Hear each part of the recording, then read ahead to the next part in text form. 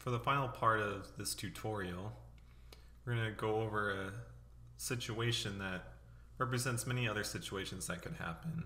So sometimes you could get problems or even just different things in life where if you make a linear equation to solve, it's a lot easier to find an answer you're looking for. So let's look at example 5 to get an idea of what I mean. So here we want to find 4 consecutive odd integers such that the first and fourth have a sum of 16. So for example, what they mean by 4 consecutive odd integers is we could start with 1, and then it would go 3, 5, 7. These are consecutive odd integers because they're all right next to each other. Now for us, they want the first one, so this one, and the fourth one to equal 16. Now for us, 1 plus 7 equals 8, so that doesn't work. So in order to find 2 odd integers that'll give us 16, we could do trial and error and just keep going through consecutive integers until we find it, consecutive odd integers. But an easier way to do it would be to set up an equation that we could solve. For example, the first odd integer in our consecutive series we could just call x. Now the next odd integer in the order would be whatever x is plus 2. Because for example, if x is 1, well, the next odd number is going to be 2 more than that. So whatever the number is, the next odd number will be that number plus 2. And then for example, for the third one, it'll be that number plus 4. Because now it's another 2 more.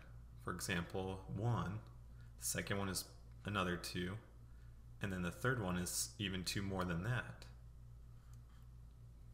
And then finally for our fourth one, it would be x plus 6. Kind of like how 1 is the first one, and 7 is the fourth one, which is 6 more than 1.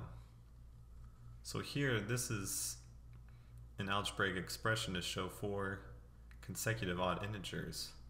Now we want the first one and the fourth one to add up to be 16. So what we could do is we could take the first one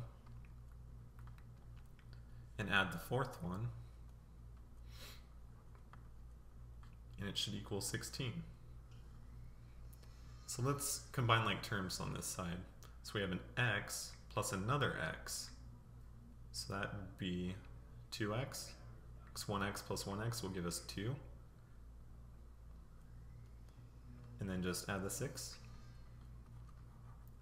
So now we have an equation, a linear equation that we could solve. So in order to isolate our x, we need to get rid of this 6 first. So we'll subtract 6 from both sides.